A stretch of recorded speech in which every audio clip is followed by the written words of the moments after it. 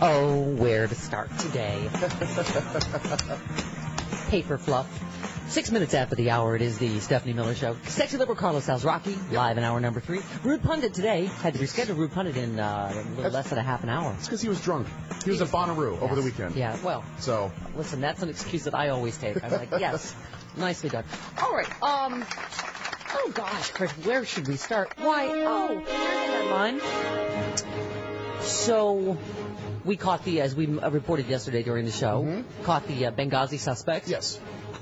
The mastermind, if you will. Right, which, as we already know, the president did not fast enough, but too soon before the midterms and entirely the wrong way. And now, why, there's the headline. It's like, Benghazi suspects said he was moved to take revenge for American-made video, ladies and gentlemen. So I'm sure, has a whole line of fruit baskets arrived for Susan Rice? Oh, hell no. From her Fox News Republican, no? No. Apologies? In fact, Fox News said type that... Stephanie in the box. In fact, Pro-flowers? Fox News said that the timing of this capture was suspect. Right. Because Hillary was going on Fox News last night. Right. It's all Britt Baer controls everything, including the tides, apparently. Right. Yeah, that was why they did that, because she was going to be on Brett Baer. Whatever. And actually, she mopped the floor with both Brett Baer and Greta Van Susteren. Did she? Absolutely. Nicely done. I don't think they figured that she would be prepared for their Benghazi questions. Yeah. Right. By the way, okay, I've got too many. Uh-oh. What? I'm a Twitter queen now. Kind of. Twitter fun, baiting the Hillary haters after their terrible day yesterday. The hashtag Hillary in 3 words was trending late last night as butthurt conservatives of all variety were trying to make themselves feel better. I get the impression they were having a tough day. Yeah. Aw. They were screaming at Fox News over Twitter for all the softballs they gave Hillary. Right. Julie tweeted, Hillary in 3 words, your next president. Sorry, haters, but your party is running a Romney or a Bush. Practice saying Madam President. Yep. So let's review, shall we? So, Hillary kicked ass on Fox last night. Her book is selling very well, despite them. It's a whole new environment out there in the publishing world. Selling very well, according to her publisher. So let me get this. They caught the Benghazi suspects who said exactly what Susan Rice said on all the shows that the video was. Okay. They've got new ideas, though. Mitt Romney, as I said yesterday, and going back into Iraq. Great. See, I had to cleanse our palate with that light sorbet of Schadenfreude before I get to, because I couldn't even. Have you ever read a headline where you're like, I know if I click on this link, I'm gonna get my indigestion something's gonna come up or come out because I can't. But you have to. When it says Dick Cheney, Liz Cheney join attack on Obama for abandonment of Iraq.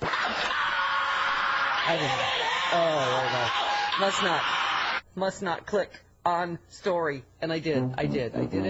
A way to read the actual op-ed itself in the Wall Street Journal. I couldn't. That's too rich for a first course this morning. For breakfast. It's so condescending. The collapsing. Tone. The title alone. The collapsing Obama doctrine. The tone.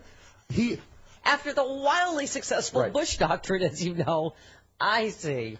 I'm sorry. Go ahead, Chris. No, just the tone of it is so condescending. When he is so wrong about everything. Right. Uh-oh. I'm sorry. Are you okay? You know what it is?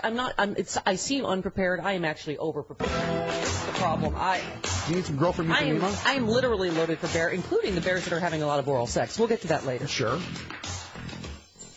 Actual bears. I know. Never mind. They are. I was going to say I know a lot of bears that are. Right. Well, these are actual bears. There they are. All right. I believe they have been renamed Bachman bears. Any corn dogs involved? No. Huh. Okay, hang on. Oh, I got it. This was Jon Stewart. Sorry, but he said last night. This is Dick Cheney. Imagine going to work every day for 8 years and being wrong, and then towards the end of that time, shooting an old man in the face, and still people ask your opinion about things. Yeah.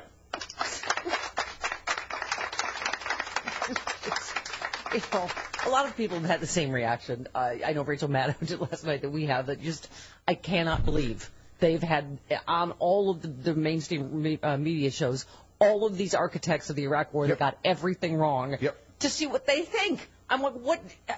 And not a single person who warned against going into Iraq. Who was right? Not a single person who was right.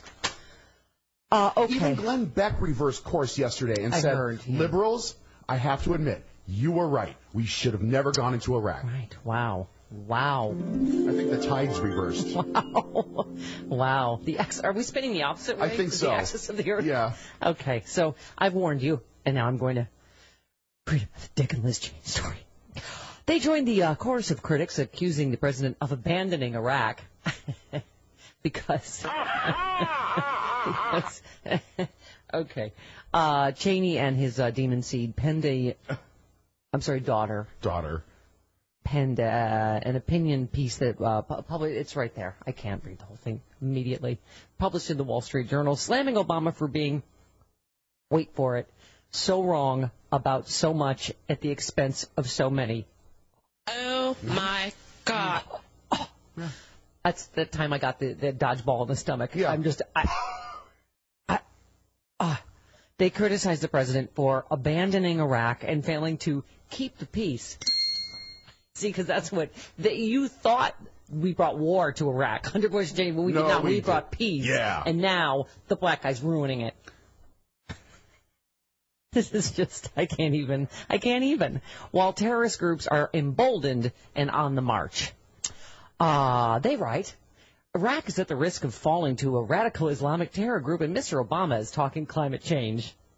Terrorists take control of more territory and resources than ever before in history, and he goes golfing. He seems blithely unaware or indifferent to the fact that a resurgent al-Qaeda presents a clear and present danger to the United States of America.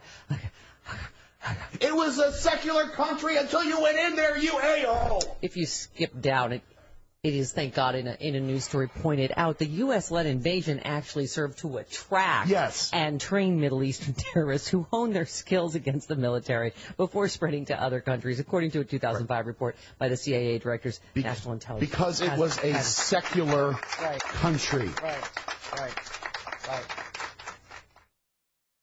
You see what the black guy did? You see what he did? He created a terrorist haven. It was peaceful until he... And by the way, you know who warned about all that stuff? Weirdly, Barack Obama warned about that before he was president. That's why he was so strongly against all that, because exactly what he said was going to... Okay. When President Obama reads stuff like that, what do you think goes through his mind? I do a lot of cardio. I am winded by my first segment. What goes through President Obama's mind when he reads stuff like that? I don't. He's got to, I got to hear that eye roll from here. Have you seen Key and Peele? He's the angry. Yeah. I bet you he's angry black president. I would be anything to be a fly on the wall when he's reading that.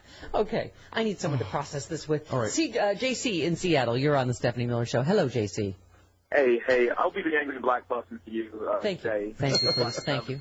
Who spent 36 months in Iraq and was there when President Bush had signed the SOFA agreement and put Maliki in position, and then Maliki went on to dismantle the people that I trained, all the officers that I trained after we left. Right. So not only was this not Obama's fault in 100% degree, Bush got us into the war, killed 5,000 of my friends, my brothers and sisters, and then these idiots on the right have the audacity to try to somehow finagle us into making it seem like it's Obama's fault. The last point I'll make, and it's mind-numbing to me, is these people, honestly, their fan base, Fox News, they must be the biggest effing idiots and have the shortest attention spans I've ever seen. How in the world are we supposed to go to Iraq in 5 seconds? Because apparently we're not doing it fast enough. Yeah. How 5,000 people got killed in the first place. Yeah. Please don't let this go, because they need to be held accountable for this. I have 5,000 friends who lie dead in Arlington Cemetery because the Bush was way too overzealous and, authorized a preemptive strike. Listen, my dad is buried in Arlington, and you know what? I absolutely hear you, and this is how they are going to rewrite history. This is how we have to pace ourselves this morning. Fox News praises George W. Bush's ability to anticipate problems in Iraq. What? No, he caused the problems. What? But okay, He's actually the one that, as our friend just said on the phone, he's the one that signed the agreement to believe. Wait a minute. All right. Okay, let me just, I'll just go through this. World leaders are alarmed by the growing influence of ISIS, obviously, in Iraq and the sectarian violence now sweeping the country, scrambling to react to the group's sudden gains. On Monday morning, Fox News reported that at least one man warned about the threat all along, George W. Bush. Okay, you know what? This is too recent to rewrite history and have people not go, I'm sorry. Oh, what now? The network spent 5 minutes explaining how the president who first invaded the country was also the region's most clairvoyant analyst. In 2007, President George W. Bush pretty much laid this out as happening, said Fox anchor Martha McCollum, playing videos of Bush warning that violence could resurface should American troops withdraw. After the clips, Andy Card, his former chief of staff, popped up to reinforce that narrative. Fox News cut the clips to omit a key piece of context. In July of 2007, Bush did predict higher levels of violence if America left Iraq too quickly, but he couched his comments in the advice he was receiving from U.S. commanders. Remember, commanders on the ground? Yeah. Commander guy. Right. Saying the U.S. would not begin withdrawing before our commanders tell us we're ready. Fox News did not play those remarks, which appeared just 2 sentences before his predictions of greater violence, even though by the time Obama came into office, the opinion of U.S. commanders had shifted. The Bush administration, ladies and gentlemen, had agreed to withdraw all troops from Iraq by the end of 2011 in order to obtain a status of forces agreement in 2008. President Obama later urged the Iraqi Prime Minister Maliki to accept American troops in Iraq after 2011, but after the Iraqis would not grant a status of forces agreement that would grant certain immunities to American soldiers, the U.S. military advised Obama to completely pull out of Iraq. So, and first of all, mittens... You wouldn't. It is amazing. I was just, oh yeah, I would have gotten that done. Yeah, really? Oh, you would have. Maliki would have done that for you because your name's Mitt. Middle East analysts have also attributed the current violence to the failures of the Bush-backed Maliki government, which has systematically excluded the Sunnis from power and repressed its political opponents. There, the end. And scene, everybody. Hey, did I mention the Benghazi guy said it was the video? Okay, I'm going to have it. Are you okay? I'm just, you know what, I'm lining my papers up neatly. Would you like a waffle? I would. Okay. I would like a waffle with whipped cream. Okay. I'll go whip one up for you. All right. 18 minutes after the hour, this hour of the Stephanie Miller Show brought to you by GoToMeeting. In any business, it is important to maximize your potential, and strong communication and collaboration are key, correct? Yes. You had to show me all of these. This is why you had to ease me into this. Well, you know. Listen, I'm going to show you a Wall Street Journal piece. You're not going to like it. But I need to prepare you. And I hugged you while you read it. You did. That's why I highly recommend Citrix GoToMeeting. It's huggable. It's the best, most efficient way to meet with clients and customers. You can do it from your computer, smartphone, tablet, HD. The crystal clear video quality, it still astounds me, I have to say. With GoToMeeting, you can meet as often online as you like with anyone, anywhere in the world. You share the same screen. You can review documents at the same time, PowerPoints, whatever you need. And the built-in HD video conferencing feature, you all see each other face-to-face, and it is amazing. GoToMeeting allows you to cut out the wasted time and expensive travel without losing that personal touch. We use GoToMeeting. We love it. Try it now. Try it for free. See what they can do for you. Visit GoToMeeting.com. Click on the Try It for Free 30 days button. Use the promo code Stephanie. That's GoToMeeting.com. And the promo code is Stephanie. 20 minutes after the hour, right back on the Stephanie Miller Show. It is the Stephanie Miller Show. So I'm sure there was a moment, all as Americans yesterday, somebody on the right said, oh, good. We caught the guy, because we've been screaming about Benghazi, right, for God knows how long, so I'm sure there was a magical moment, wasn't there? A bipartisan, really, support for our special ops guys, and, you know, this was in the planning from when we finally got the guy that killed our fine Americans in Benghazi that they've been screaming about? No, Republicans Was there a moment of thank you, President Obama? Nicely done, sir. Republicans in Congress said, why didn't we get him sooner? Right. Okay, the President of the United States. Yesterday, of America. Our special forces, United States, showing incredible courage and precision, were able to capture an individual, Abdul Qatala, who is alleged to have been one of the masterminds of the attack. Thank you, sir. Nicely done. Thank you, fine American forces. Thank you. Someone had to say it because Republicans aren't. Mm-hmm. Oh, I don't know if I've mentioned this yet. Benghazi suspect said he was moved to take... I'm just going to keep repeating the same headlines over and over. To take revenge for the video. We're so sorry, Ambassador Rice. We apologize. Our bad. Okay. Sorry we ruined your chances to be Secretary of State. Okay. Abu Khatallah said that the attack, okay, here it is. It's from the New York Times. Mr. Abu Khatallah told other Libyans in private conversations during the night of the attack that he was moved to attack the diplomatic mission to take revenge for an insult to Islam in an American-made online video. An earlier demonstration venting anger over the video outside the American embassy in Cairo had culminated in a breach of its walls, and it dominated Arab news coverage. Mr. Abu Khatallah told both fellow Islamic fighters and others that the attack in Benghazi was retaliation for the same insulting video, according to people who heard him. I want to make sure my pile of papers is still nice. Oh, boy. Nice and neat. You're going to have an event today, aren't you? I'm already having one. Brian in Michigan, you're on the Stephanie Miller Show. Hello, Brian. Oh, Mama, I'd never heard that one before. Oh, my God, my head's going to explode at a guy in scanners. Oh. No, exactly. This blaming of Obama for what's happening in Iraq, it's like a gang of people beating up somebody. He goes into a coma and he dies a year later, so you blame the doctor. Right, yeah, you stupid. Look what happened now. Look what you did. The guy, but I thought the whole protest had nothing to do with the video, though. Right. Yes, that's what we were told. Benghazi, you know. I thought they said that had nothing to do with that video, though. Yes, right. That's what we've been told over and over and over again. Mike in West Virginia, you're on the Stephanie Miller Show. Hello, Mike. Good morning, Mom. Good morning, Chris. Hello. Chris, you had mentioned how Obama, the president, feels. I think he has some regret about not actually investigating Cheney for the war crimes.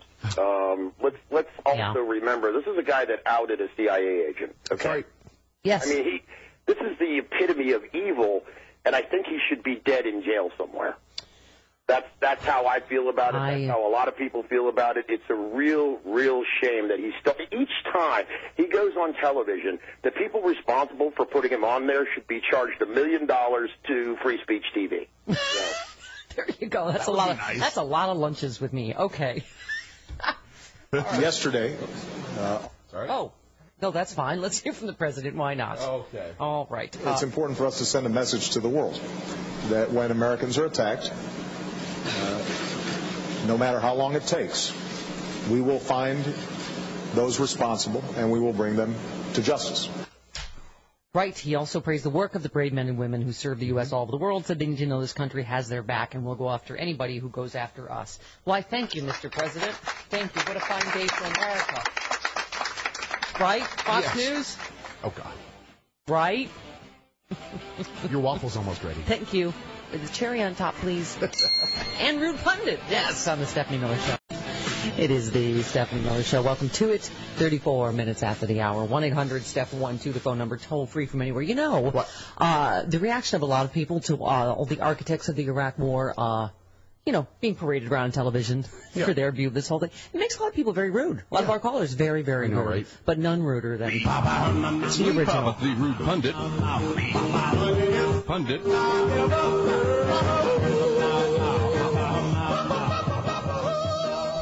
Channeling everyone's id for since 1983. Good morning, Rude Pundit. Good morning. What else is my purpose if not for that? How was Bonnaroo? Bonnaroo was incredible. It was what you remember of it. I know when it takes you till Wednesday to sleep it off, it was a good weekend. Though I still need to clear some hippie mud out of my underneath my fingernails, out of my hair. You are a Monday regular on the show, as you recall. Yes, Mm-hmm. yes. Okay. There was I sent this sort of desperate email at 2:30 in the morning on Monday saying there's just no way. I don't even know what's going on in the world. Are we at war with Iraq again? Yeah, I loved your piece, of course, the bottomless Iraq sinkhole. I'm just trying to projectile vomiting is I think the most. I don't know if you've seen Dick and Liz Cheney's opinion piece in the Wall Street Journal, but No, oh, come on. Yes. You write, do you feel it? Do you have that sense of vertigo and nausea all the way from your gut to your nads as you hear the names chiming in the news like a roll call of shame, Azul, Tikrit, Kirkuk, a chant of our national doom? The breakdown of Iraq is something that anyone with any sense knew was inevitable once we removed Saddam Hussein. I mean, it really is amazing. And as we've said, they didn't have one person on the Sunday shows that was right about this in the first place. No, and let's be fair that there were a lot of people on the presumptive left that were also like, yeah, okay, maybe we should do this. Right. Although there were a great many of us that were sitting there going, no. Are you insane? And there was nobody on the Sunday talk shows that reflected that. You look like, why didn't they not book Rude Pundit? He looked like that painting, The Scream, for this entire run-up to the Iraq War. I remember. It would have been great if they'd have gotten me on Sunday at Bonnaroo. Just put a screen behind me with me just staring wide-eyed like deer in the headlights. What? You'd be like licking your comb and messing up what do you call it? Paul Wolfowitz's hair with it. Just get some more spit in there. Yeah. You said we predicted civil war, and damn it, it was going to happen. There was no policy that was going to maintain order in that beyond country except for eternal occupation by the U.S., which we said many times, right? I mean, right. I mean, that's the thing is like everybody. I heard Richard Pearl yesterday on NPR, which just made me want to curl into a ball and in a corner. Just hearing that voice again, and Richard Pearl was with Wolfowitz, one of the architects or one of the people pushing for the policy of going to war with Iraq, and just sitting there saying that it's a good thing Saddam Hussein is gone. And that's the one thing that people don't want to say is, yeah, maybe it's not such a good thing. Yeah. You know, he was the cork in the bottle, you know, the lock on Pandora's box, whatever metaphor you want to use. Well, as you say somewhere, Saddam Hussein is shaking his head, the only one who really, and for all the wrong reasons, has the right to say, told you so. There's no joy here, no schadenfreude, just sorrow for the dead and displaced, just the pain all the Cassandras feel constantly. I mean, and as you were, I love the earlier piece you say, Obama is already getting the blame for the uprisings, the Sunni and Shiite violence, the radical Kurds taking what they always wanted. It's like blaming your current lover for the herpes you got from some dude 10 years ago, because he's there. Yeah. Right. Yeah, you know, and that's it. It's like there's this policy that we had towards Iraq that we had since going back to at least Reagan or Jimmy Carter, and that's what set all of this up. And all that Saddam Hussein did was he was the thing that was preventing the inevitable civil war. And it didn't matter if we stayed there a year and there were people at the time that were actually saying it doesn't matter if we stay here a year or 1,000 years. The second that we're out, there's going to be a civil war. And did you see the clip? This is one I had not seen, but John McCain, before the Iraq War, saying, well, there's never been any, significant history of, Sunnis and Shias fighting, so they should be fine. Right. What? Yeah. And I think it was on Jon Stewart when he took out a book and said, yeah, that was, the harmony was there in the year 950. Right. And ever since then, they've just been at each other's throats. I mean, if somebody thinks their God is bigger than your God, you're just simply not going to be able to convince them otherwise. Yeah. Whatever you imagine in your head God is, you're not going to get to say to somebody, no, let's all get along about this God that's going to punish you if you don't believe this exact bunch of things. Yeah. By the way, it's not often that Rude Pundit quotes Rude Pundit, but in this case, you deserve to have your head up your own ass because you quote Rude Pundit from February 27th, 2006, and you said, as Iraq spirals into a storm of violence and vengeance, even as some Sunnis and some Shiites try desperately to avert a direct, overwhelming hit by said storm, at some point, some right-wing bag of douche is going to proclaim that all liberals are happy or thrilled by civil war in Iraq. And, here we go on cue, right? Yeah. Oh, yeah. I think that it was on front page. I think that there's been a few things already so far saying now, wow, aren't liberals happy to be able to point and say, told you so? Right. And it's not that we're happy about it. It's that how about listening to us? How about listening for once to the person that is right instead of putting William friggin' Crystal back on the air to fart out whatever wrong predictions he was going to make?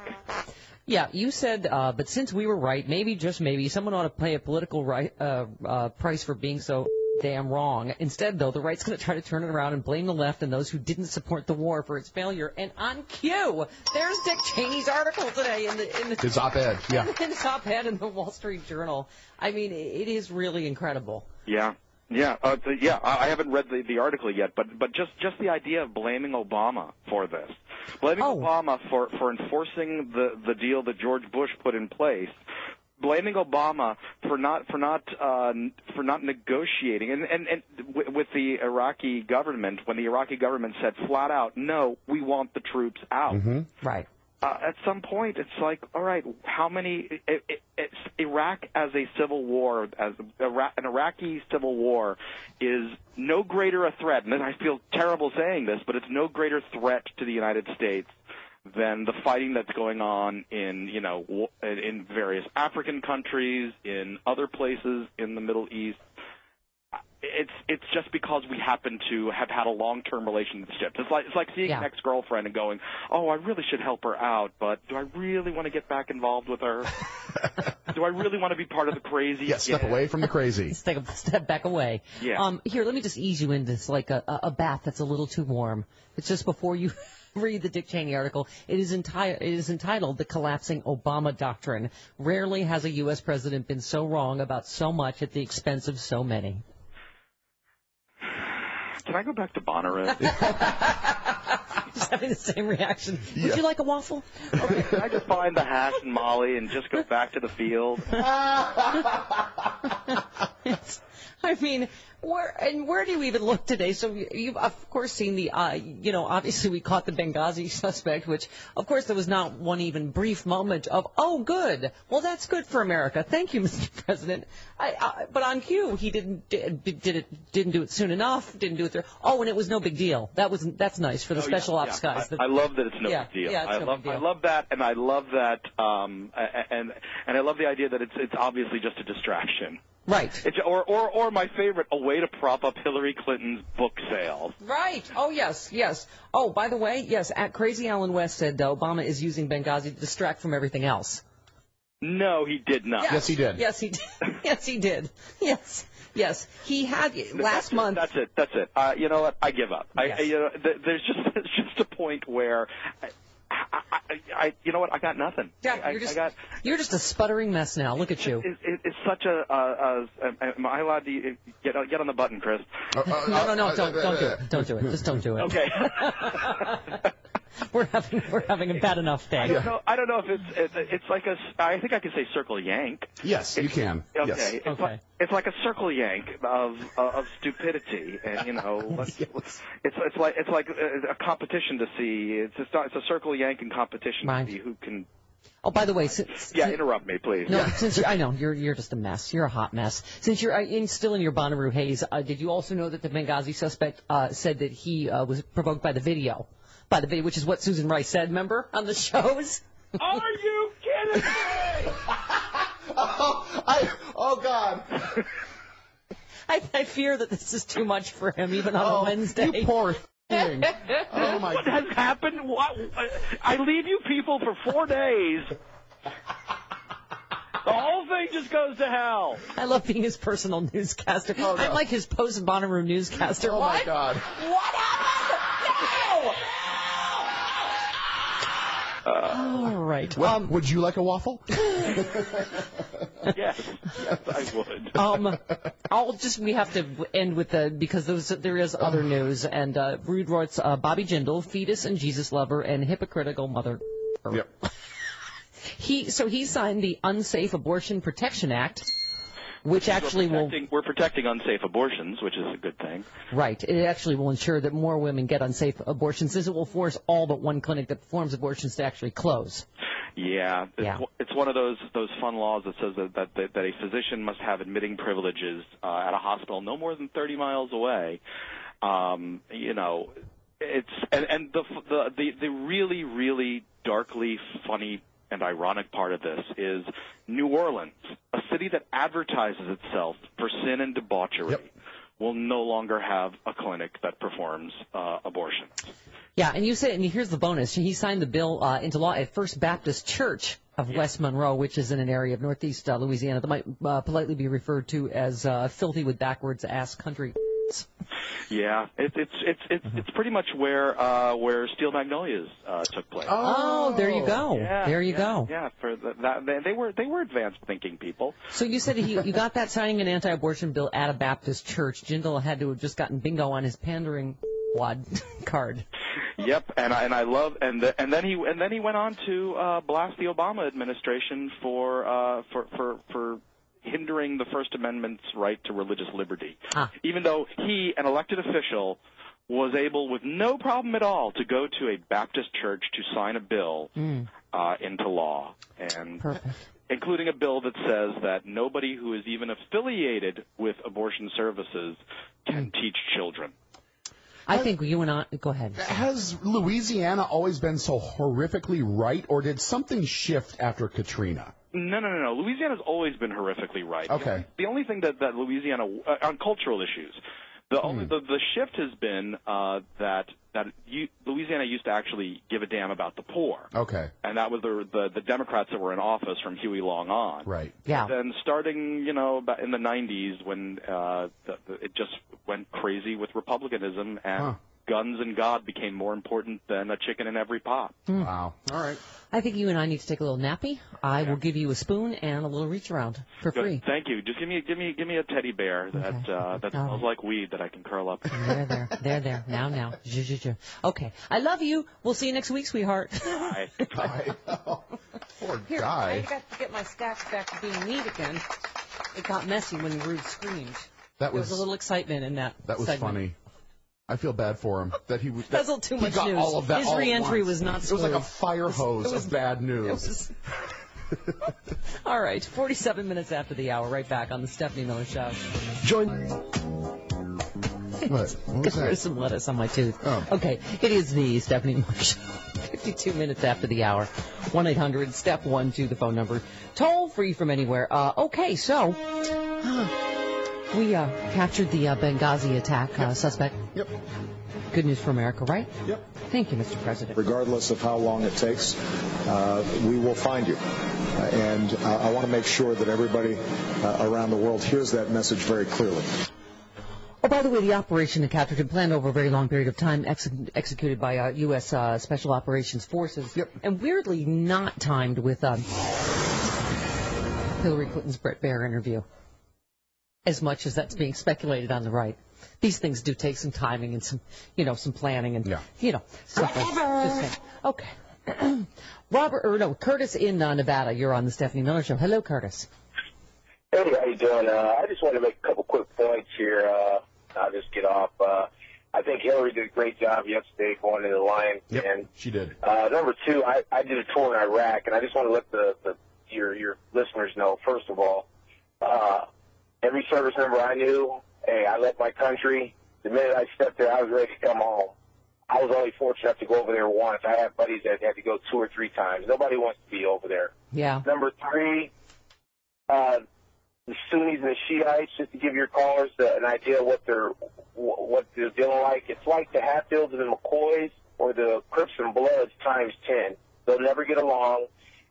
They don't want to. They will not adopt our way of life. You just can't go over there and change that culture. It won't happen. Yes. We've gone through two presidents, prime ministers, or whatever you want to, parliament, or whatever you want to call it. You know what might have been helpful if we had a president that knew the actual difference between Sunnis and Shiites, which George Bush apparently did not. I mean, it's just they have no idea. These Republicans talking about, well, we need to do this. I think the president did the right thing. People are like, well, now they criticize him for sending 275 specialized troops. But at the end of the day, we got to protect our embassy over there because there's equipment, there's intelligence, right, special intel over there, along with special personnel. So you just can't. Right. You've got to protect the American assets. And then one other thing, too. Right. I heard a caller earlier you were talking to. This guy had no idea. I forgot who it was. Not today, but yesterday. This is under George Bush. Bush signed a treaty in 2007 stating that we would leave. And this was what the prime minister they had then when Bush was off. We signed a treaty saying in 2007 during the surge that we'd be out by 2012. They said they didn't want any troops in there at all. And John McCain and all the Republicans didn't say anything then. Everybody knew. The handwriting was on the wall. Right. Knew all the troops were going to be gone. They didn't say anything then when that treaty was signed and everybody knew they knew everything about it. Right. And now all hell's breaking loose and they have... That was the whole point, wasn't it? Is there a sovereign nation, right? That, you know... Right. And I mean, at the end of the day, nobody... I mean, it is what it is. I'm telling you, it's the Hatfields and the McCoys times 10. Yep, I know. I'm not an expert, but I was over there, and the Sunnis and Shiites will never get along, and it's just a religious but you know, war, and there's nothing we can do about it. Right. And the thing that, again, it irritates me almost, I don't know if you saw that same clip. What is with the mainstream media that they cannot do just a basic amount of preparation? There's John McCain saying on television the Sunnis and the Shiites have never had any real history of fighting, so they should be fine. How do you have John McCain on a show and not go, well, that is just completely wrong? Irresponsible. Because it helped talk people into this stupid war. Robert in Albuquerque, you're on the Stephanie Miller Show. Hello, Robert. Hi. You know, the smartest man in the room is none other than Smoking Joe Biden. Yeah. He said a while back, I believe when he was running for president, he knew Iraq was going to be foobarred after the invasion, and he said they should partition it off, everybody think Yugoslavia, and partition it off amongst religious and cultural divides. Yep. Kurds to the north, Sunni to the east, Sunni to the west, Shia to the east. Mm-hmm. And this all of the stuff they said, greeted as liberators, the oil pay for, and the fact that Dick Cheney's article says rarely has a U.S. president been so wrong about so much at the expense of so many, that is the exact way you would describe George W. Bush and Dick Cheney. Yep. It is just, from the get-go. You're absolutely right. Joe Biden said it, and this is exactly what's happening, except we've made it worse. Al-Qaeda is there because of us. When is the evil Borg Cheney going to power down? That's all I want to know. Okay. Gerald in Tampa, you're on the Stephanie Miller Show. Hi, Gerald. Hey. Hello. Hey. How are you today? Good, go ahead. Can I be the official gay process server of the Stephanie Miller Show? Wow. Well, all right, process that. Go ahead. Hey, I have never understood this religious freedom thing. It seems like it's religious freedom for them, but they already have that. If they don't want to have an abortion, don't have an abortion. If they don't want to marry somebody of the same gender, their religion says it's wrong, don't marry somebody of the same gender. Yeah. If they don't like porn, don't look at it. Exactly. Who's telling anybody's religious freedom in this country? Nobody. 58 minutes after the hour, right back on the Stephanie Miller Show. Yeah, it is complicated, this whole breaking California into 6 states. Is that the Republican idea? Break it down into the 6, 4 red states, 2 blue states. That's right. Right, and one of the main things San Francisco would be like, why do we have to take Sacramento? No, Napa. Who gets Fresno? Napa would get Sacramento. Yeah. Everyone's going to say no to Fresno. Who gets that part that smells like poo on the 5? Everything smells like poo. It's just yet another Republican trick to make it, because that would be 4 Republican states and only 2 Democratic states. And would clever move. It would also create the richest state in the country and the poorest state in the country. Wouldn't that be neat? Yeah. Now, what do we do about the flag, everybody? Does everyone want to completely redo the flag, or do we start surgically removing other states? By the way, I think the biggest threat is not ISIS, but ISA. Can someone take Darrell Issa and just all of Orange County? Actually, Orange County and San Diego would be its own state. Yeah. Carve it out, make a new Grand Canyon. Right. Darrell Issa's latest circus. Where's my circus music? On Tuesday, Republicans on the House Financial Services Committee took up Representative Darrell Issa's latest. Whatever. Against the Department of Justice's efforts to root out petty fraud. Representative Sean Duffy, that guy, he's a Republican that's used to be Republican of the real world. Right. The reality show, not the actual. Right, not actual real world. Yeah. Yeah, he was hanging out with Puck on a pool table. Perhaps unaware that Congress is less popular than cockroaches, decided to deride the witnesses before the committee because they work for the government. He said, "You've come in here and said they've committed fraud. You're an attorney at DOJ." He shouted, as if DOJ attorneys were not qualified to identify fraudulent transactions. We have a bureaucrat in the DOJ who says, "I think it's fraud, so I'm going to shut down a legitimate business." The Obama administration has not, in fact, shut down any legitimate businesses, and there's no evidence it has even tried to shut one down because it doesn't like an entire industry. So, other than that, it's just another useless Darrell Issa investigation. Their job was to root out fraud, and when they were rooting out fraud, Darrell Issa yelled at them for doing their job. Right. Right. With He's your an ass. taxpayer money. Yeah. Yeah. What astounds me is how badly they lie, but I'm grateful for it. That's how. That's. Oh, are you talking about Rick Scott? All of them. They're bad liars. That's why. Rick Scott does look exactly like Fire Marshal Bill. What is going on with his eyes and his teeth? He's just like. Yeah, right. I'm grateful. He looks I'm really grateful that everybody's turned out. Like I Am Legend. He looks like one of those sped up white guys. He's just gone. I don't mean to be shallow, but what is wrong with his eyes? Why does he does not blink? He's some sort of. How much makeup time would he spend in the chair for a zombie film? Like 20 minutes, 15, 20 minutes? Exactly, you're good. Rick. Let's just put a thing. No, you're good. You're good. Couldn't Next. he be in Chris? What's the thing? The alien, the lizard people that don't blink. Who am I thinking of? Alien? No, V. Right.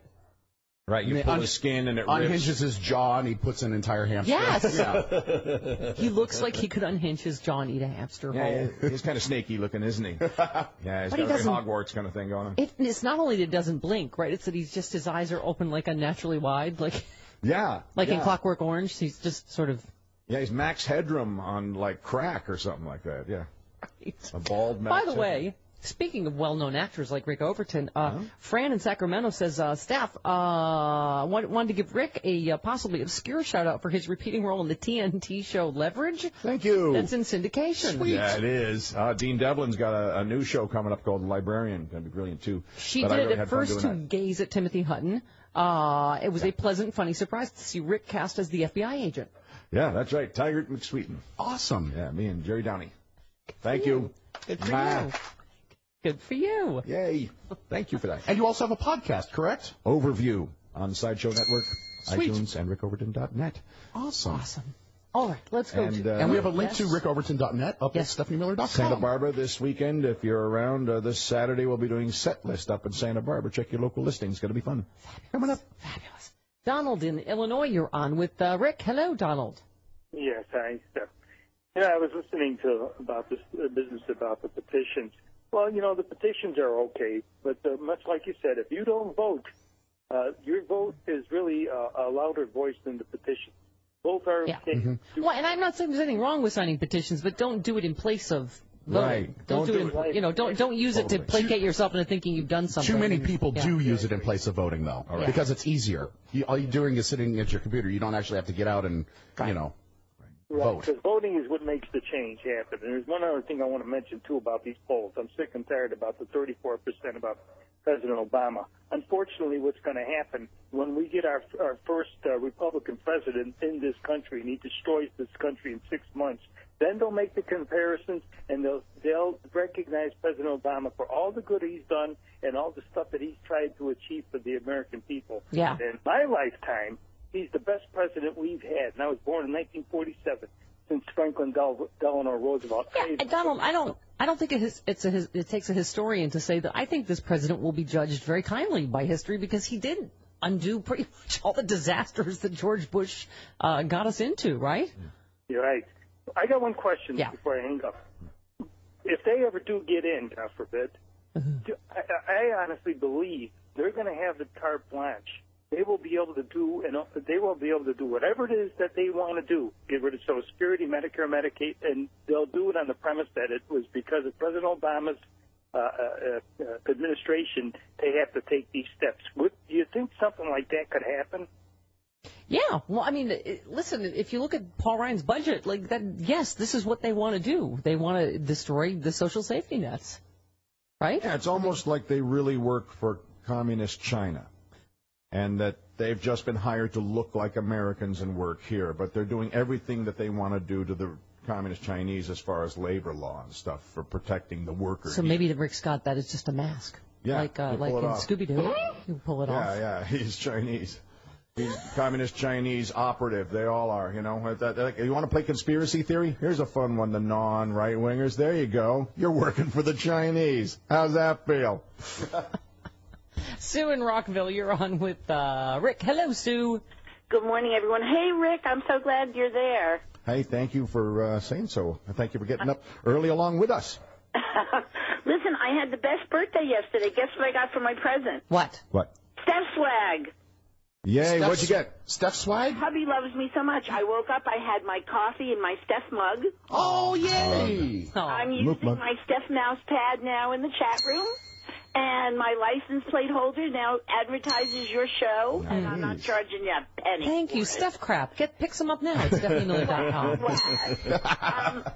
So then, of course, I had to podcast yesterday. Now, Mr. American Values, I heard him. Yes. And I want him to know that based on his call, they have rewritten the poem on the Statue of Liberty.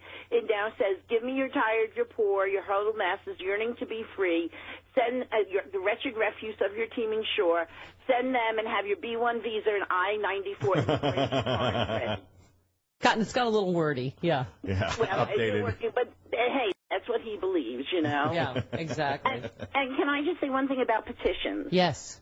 Okay, I think that they have some value, but the very best thing anyone can do besides voting is to call their own rep. Yes. Because they say that when you call your that makes a difference. own rep, you represent 100 voters in the way they calculate it. So when you tell them what you want their position to be or what you want them to support, that has more effect than these bigger things. Though I know that John Fugelsang would like us to sign the petition to get him a show on MSNBC. Okay, well, that one, yes. Yes, you can sign that one. I didn't. And the one that goes without to saying. get you a show, you know we're all signing. Okay, do it. That so one. There's some good use. You just have to be careful. Oh, yes, you're right. Anything clearly that involves me. Of course, that goes without saying. If it is in my self-interest. Yes. Yes. By the way, interesting stuff. We were talking about Bo Bergdahl. He, since being released from the Taliban after 5 years in captivity more than 6 weeks ago, he's had no interaction with the media, but his attorney now has, through the Daily Beast, said Sergeant Bergdahl is deeply grateful to President Obama for saving his life, which I think is going to make him more of a target to the right wing now because, they've obviously already judged him without knowing what happened, right? They haven't obviously completed the investigation yet. This is prepare for a storm of things being said on TV shows that should be just honest things, a delivery system for honest things, and lots of wrong, fake things being said for purely strategic purposes, and you just have to zip a tent up and watch it flutter through all this. Now, you mean this headline, Donald Trump now a Fox News Bo Bergdahl expert? Zip. Hang on. You got to be like Indiana Jones tied to that post, when they open up the ark. Yes. Don't open your eyes. Look out. Fox lasers. And when you look and you melt, Yeah.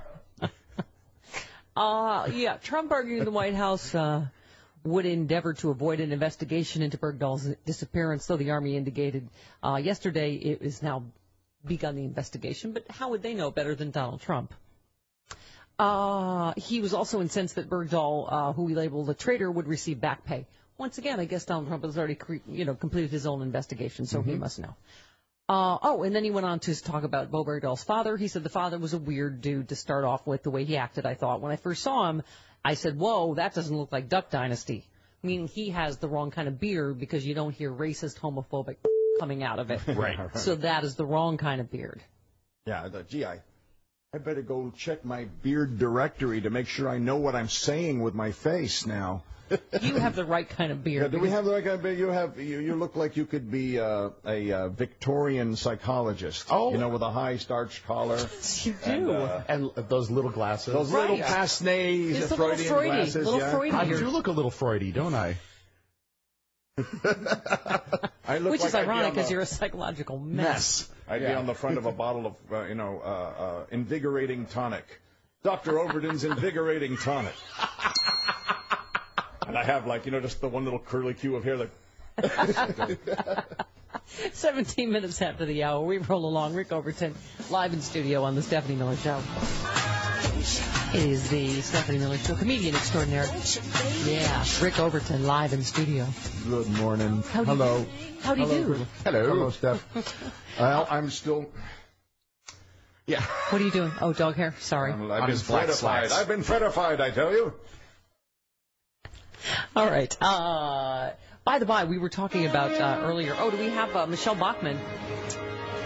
She's trying to cause dissension in the ranks, in the Democratic ranks. She's saying if she were Hillary Clinton, she'd be very, very afraid of Elizabeth Warren. I don't see her as necessarily taking Republican votes, but I think that she will be an extremely attractive candidate for the Democrat voters in 2016. If she chooses to mount a run for the presidency, I would agree with Newt. I think that if I was Mrs. Clinton, I'd be extremely concerned with what I see. Oh, they're so hoping for trouble. Oh, man. It's always good to take your enemy's advice on stuff. Yes. Sure. Smartest move you could possibly do. Oh, thanks so much for that. No, I got it. Thanks anyway. Oh, I'd be scared of her. She said there's going to be trouble. Oh, Jehovah God, at the end of Hillary's near. Oh, golly. Oh, golly. Okay. Lord, the day is at hand. We are in the last days. You're Jehovah God. Oh, got it. She sounds like a host for a children's show. Yeah, she sounds like she's talking to talking to 4-year-olds, yeah. Like romper, stomper, bumper, boo. Or she's talking to Marcus. Yeah. This is the labia. I keep trying to tell you. Okay. We always bring it back to the labia, don't we? You've never seen it before. We always bring it back to the labia. As her friend Charlie Pierce has told us many times, Elizabeth Warren is not running. Yeah. I was saying, listen, I would like Judy Tenuta to be president. It could happen, but it's not going to. She also signed the petition to that in support of Hillary running. All of the female senators. Oh, that's signed. right. Yeah. In that case, a good petition. See, there are good petitions and bad petitions. There you go. That's all we're asking for. That's what I want to just get in the car and go, at least we got that. Got half of the petitions. Diane in Vegas, you're on with Rick. Hey, Diane, welcome. Hi. Can you hear me? Yes. Okay. I'm a retired disabled registered nurse, and I've always been politically active, but since I suffered a broken back, getting out is a big issue. And what makes me feel better, number one, is I wake up with your program, which gives me my humor for the day. Oh, thank you. But using my computer to reach out to people, I send emails to the president, to the governors, all my representatives. Great. But I do sign every petition, too. And let me tell you, I browbeat my sister to take me to early vote. Oh, well, good. That's what we're saying. You're doing both. Let me tell you, this computer gives me some kind I get that. of action. I mean, being a nurse, not being able to do anything for anyone, it's heartbreaking. Yeah. I wish we could do online voting for people like you as well. Don't you wish we could vote online? Like, why?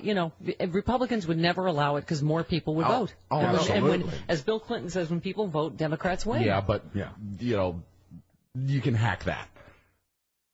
Do we want to introduce that into the equation? By the way, there's going to be a remote. We were talking about this remote. This will screw up the Hobby Lobby types. They're going to be remote birth control by when did they say 2017? Yeah. Except they're afraid that could be hacked. Someone could hack your birth control remote. Right. Instead of opening the garage door, you have twins. Right. Exactly. Exactly. I'm like, that was not what I. Damn it! Crossed signals again. I shouldn't do this kind of stuff in Mercury retrograde. I knew it. I meant to turn on the garbage disposal. Damn. What did I do? No, I got quadruplets. Jane in Jersey, you're on with Rick. Hello, Jane. Hi, guys. While I was waiting for you, I thought of another thing to talk about petitions. About 30 years ago, we were trying to fight liquid natural gas tanks that were right across the river from us. We went door to door, got petitions signed, and we went to court, and the judge says, these don't mean anything. We want to see people. We want to see voters. And petitions are nothing. They're just a piece of paper, and they throw them in the garbage.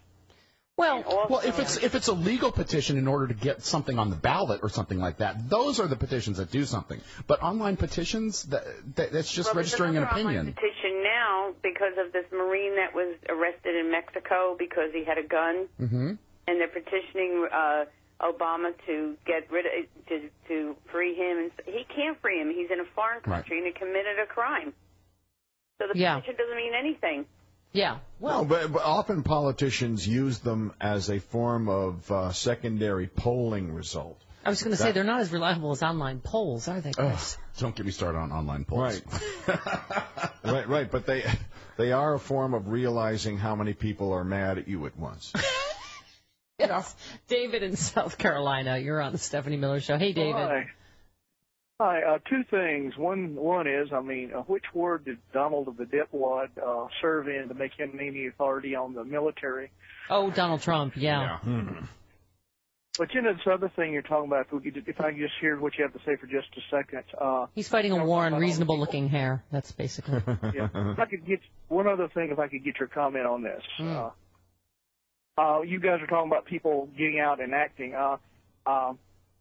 We had the Occupy movement, which got some nods from the, and it changed the debate. That wasn't a petition. That did, at least it made the conversation about income inequality. Right. So it did. It absolutely started a debate. 29 minutes after the hour, back with more Rick Overton, live in studio on the Facebook timeline. We're looking at Rick Overton with long hair and when I was straight. Okay. And I had my original nose. That's 34 minutes after the hour. You were in a movie with Rutger Hauer? That's awesome. That's right. The shots, me and Nick Cassavetes, two hitmen in a Blind Samurai sort of parody send-up called Blind Fury with Rutger Hauer as the Blind Samurai. And we're Tex Cobb, me, and Nick are the three hitmen out to get him. Awesome. You fulfill my theory that it's always the nicest people in Hollywood that play bad guys. Yeah. What is that about? Yeah, and the nice guy in the films is always, sometimes it's true, Paul Rudd is as nice as he is always portrayed, and there's guys like that, too. Yeah. Somebody told me this weekend that when they met Charlie Sheen, he was the nicest guy ever. Yeah. That was a while ago. I met him back at the Improv back in the old days. Did you? Nice young man. Yeah, great. Yeah. Friendly, kind of quiet. Now he's drunkenly stumbling through Taco Bell drive-thrus. Yeah. Oh, dear. He pulled up. Was it a Taco Bell drive-thru? Yep. And he just said, "Sorry, I'm so hammered," and he stumbled up to the two fans in the car. That would be startling. That would be startling. Did he at least ask for an enchilada or something? It's news when Charlie Sheen stumbles up drunk, but it's nothing but drunk stumbling up to the window all night. That's 1/3 of their business. That's what is drunk stumble-ups. We have stumble up on window 3. Stumble up on window 3. Most times they refuse to serve stumble-ups. Really? You have to have a car? You have to have a car in a drive-thru. Right, but those people shouldn't be driving, so. Right, but they say it's for insurance purposes because a car can come along and just wipe you right out. Yeah. Hey, all right. Safety first. Yeah. So we were talking about the Hobby Lobby decision and the fact that they're opening up. Hobby Lobby's opening up a Bible museum. Bible museum in D.C. It's a Hobby Lobby Bible museum. Come on in. And here we have Jesus in a remote control car in the parking lot going over a jump. And over here we see the manger with reinforcing defense remote control helicopters here as angels watching over Jesus. And here is Mary. Who would Jesus drone? Who would Jesus drone? And here we see Mary made out of beads, which you will find in aisle 6. They do have a cross of any kind. They have the Hello Kitty crosses. Right? Yep. And they have boy crosses. Crosses. They're just for. And they have little sayings on them, like Jesus is my home slice and stuff like that. Kicky sayings on the cross. Yeah. They got Mac cross. They got macrame cross. Right. Yeah, well, it's good to reinforce to children the thing the dove of peace died on. Yes. That's the most important message, is that you don't mess with authority or you get yourself a stick. Yeah. A lot of women are making IUDs made with, crafts from not from Hobby Lobby, from Michael's. Right. With yarn and, we're conscientiously making them pipe out of cleaners, googly eyes. Yeah. I'm knitting this contraceptive dam. I hope it's not porous. I'm making the weave real tight. If you glue some googly eyes on it, it makes it non-porous. It's looking at me. It's judging I'm me. making an IUD that has googly eyes that looks at sperm going, are you looking at me? You're talking to me. Get out of here. Googly, googly. Oh, man. Yeah. Hey, Lan, I want to take this back. It didn't work, ma'am. You didn't follow the instructions. By the way, we have a little bit of breaking news in World War III potential news. Advisor to Ukraine's interior minister says a passenger plane carrying 295 people has been shot down over the country. From whose mission? They haven't said. That has everything to do with everything. Exactly. So that's something we should probably keep our eyes on, because if Russia did that, then that's not good. That's Dick Cheney's wet dream war. Yeah. And I guess it would have everything to do with whether it's a Ukrainian plane. Right. They just say... because then it stays an internal matter and is not a World War issue. Right. Right. I'm imagining that Dick Cheney has already gotten on the phone with President Obama. We have to strike now, sir. Right. Annihilate. Kill. Kill. Kill. Shut up! Shut up! Shut up! Okay. Gentlemen, you can't fight in here. This is the war room. Exactly. See, that's funny. So, did you say Dick Cheney said we should be spending all our money on the military, not on like roads and infrastructure, food for poor people, food stamps, stuff that's got a world to take over. We got this place already. Oh, I have a little bit of more information about that plane. Yes. Apparently, it was a Malaysian Airlines flight from no, not again. Amsterdam to Kuala Lumpur. Initial reports were that it crashed in eastern Ukraine, but Ukraine is now saying that it was shot down. Yikes. Wow. Well, Ukraine would have a secondary reason for saying it was shot down. Right, exactly. So it could be working an agenda out of an unfortunate crash just to make bad publicity for Russia. Until we hear more. Yeah. I mean, if I were a lawyer or a cop, I'd have to look at these as secondary motives to And things. you played lawyers and cops. I have played them both at once. New. Coming this fall. He's a CSI doctor. He's a cop. He's a lawyer. It's everything you know in 1 hour late at night. Procedural. Okay. And apparently went down near the border between Russia and Ukraine. Oy. Oy. So, there you go. All right. We will keep you posted. Yeah, could be. By the way, I was reading a piece on the HuffPo. Dick Cheney's yelling fire and wondering why nobody's listening. Yeah, what is with... he is just everywhere. I can't, and it makes me insane every time I even turn on the TV, and I'm like, oh, someone else is going to ask Dick Cheney what he thinks. Dick Cheney's back. He's not running for anything. He assured Charlie Rose, so he's free to speak his mind. Cheney sees America's power and prestige declining. Because remember, it was so wildly popular when he was in there starting the end. Yeah. Yeah. The arsonist asking where the building went. That's what this piece is saying. Cheney wants us to respond to his cries of fire, but does not understand that all we see when he speaks is the arsonist. Cheney is a man with no sense of accountability for his own actions and his impact on the world around him. I'm sorry, what's that? He's a sociopath. He doesn't feel pain from others. That's the problem. They can't feel pain from anything else. They barely feel their own. Right. He would be like G. Gordon Liddy holding his hand over the flame, but he just wouldn't. He'd just be like, nervous system's down. Yeah. Feeling things is for wusses. He is. He's trying to reinvent himself to get into the youngsters' mindset again, to be a popular. And look, anytime you read up on Nixon, you'd be thinking to yourself, how do I pull me one of those? Yeah, I love this part of it, is that he is nothing but contempt for Barack Obama. The irony is Cheney's one of the reasons Obama was elected. Oh, totally. Yeah. And as a response. Yeah, exactly. By the way, this goes to show you what the stuff that Dick Cheney would have us spend money on. Mm-hmm. Americans have spent enough money on a broken plane to buy every homeless person a mansion. This is the F-35. F-35 that chokes you out. Right. This isn't the one. The F-22 is the one that can't fly in the rain, right? This is This is something different. This is another $1 trillion mistake. It's like an island of misfit military toys that we're going to go back to F-16s again, stuff like that. We're turning them into drones. Okay, take the drone stuff out. Now we're putting people back in. The entire fleet of the Pentagon's next-generation fighter plane, known as the F-35, with the vast amounts spent so far on the aircraft, the U.S. could have worked wonders, including providing every homeless person in the U.S. a $600,000 home. Isn't that nice? over its life cycle, estimated at about 55 years, operating and maintaining the F-35 fleet will cost the U.S. a little over $1 trillion. Yeah, and the Russians don't want to fight with us. They don't want to get into a shooting fight with us anyway. We got laser jets that can shoot you down from miles away. They don't want to do any of that. There's no one to fly it against. Right. Well, Iceman. Yeah, Iceman. Yeah. And also, as we've said, if we end up, at war with Russia, Dolph Lundgren, good news for him. He'll be back. I'm Iceman. And he's not even Russian. He played Russian, though. Right, that's what I'm saying. He's the Russian villain. That's right. Susan in Albuquerque, you are on with Rick.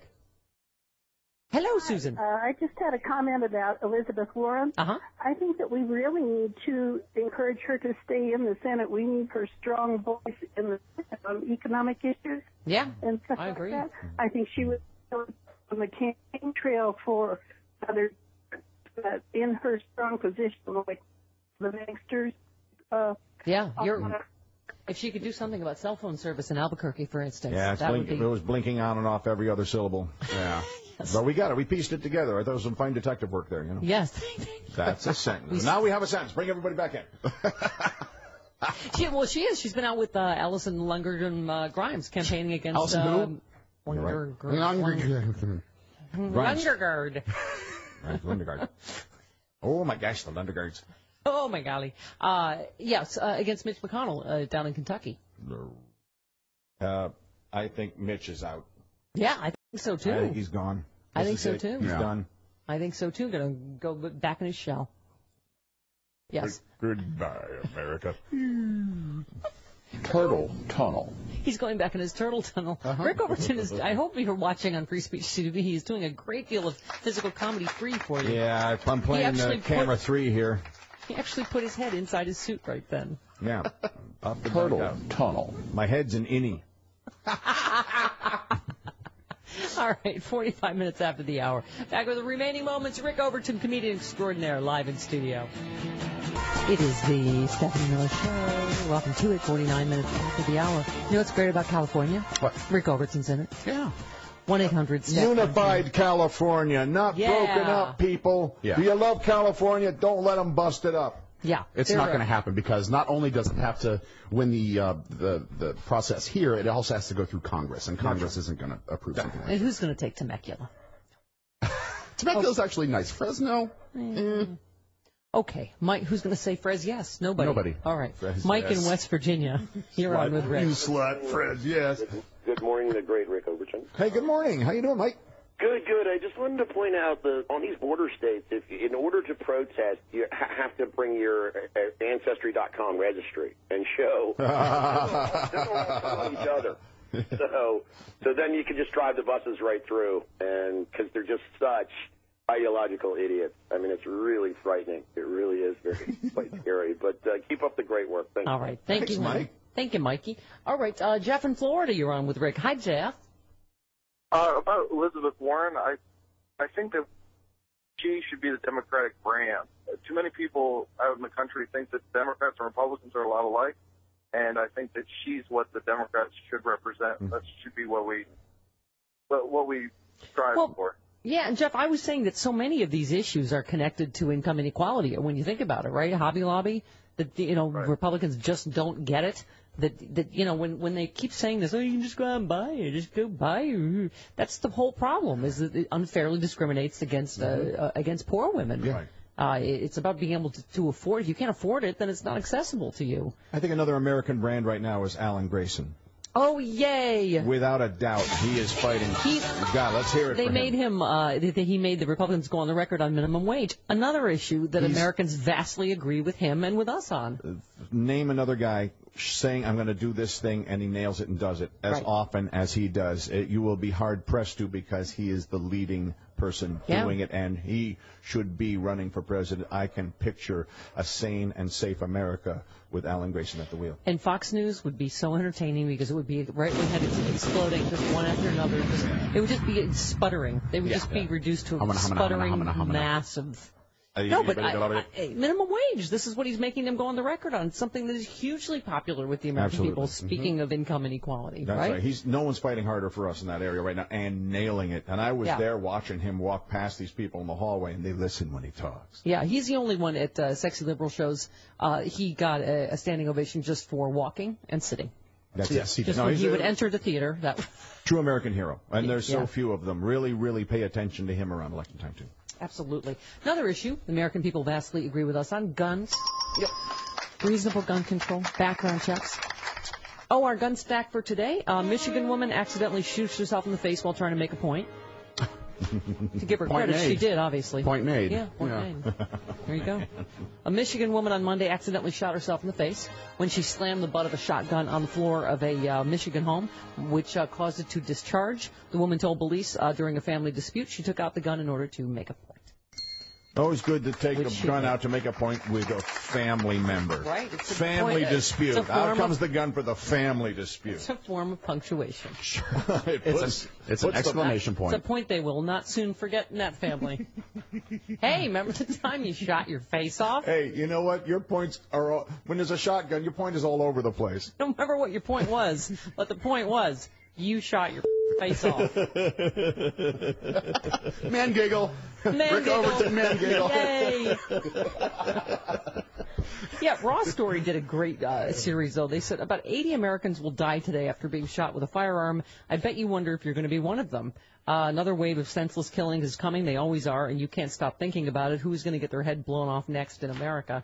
And they did a whole, series of stories about it. It's just, hey, so what, but it's one of those things. You go, are we ever going to be able to do something that the vast majority of the American people want done on any of these issues? That's going to be one of the longer, tougher ones of all of them, because there are already many homes that are not going to let go of what they already have in the home. Mm-hmm. That's going to be the toughest part, and I don't think at this point, if you just, had reasonable check the next few guys that get it right now and meet them that far, things quiet down a lot. Just no more crazies get it and start working from there. But don't take any of the guns away that everybody got now, You know what is going to help with the women's vote in the congressional elections? If the rapey guys that lost the last cycle for them keep talking, like Todd Aiken. He has a book out. He's one of he's the legitimate rape guy that said when it's a legitimate rape, woman has already shutting the whole thing down. Shut the sperm down. Right. He has recently reemerged. Good. Oh, boy. Keep talking. Good. To defend his claim that women who were victims of legitimate rape could not get pregnant, in a phone interview, he compared himself sympathetically to Senator Joe McCarthy, who he argued was another victim assassinated by the media. That poor Joe McCarthy. You just keep on talkie, all the way up to the midterms. That's right. He's like that guy at the end of a diving board with a saw. I'll show all of you. You'll see. Splash.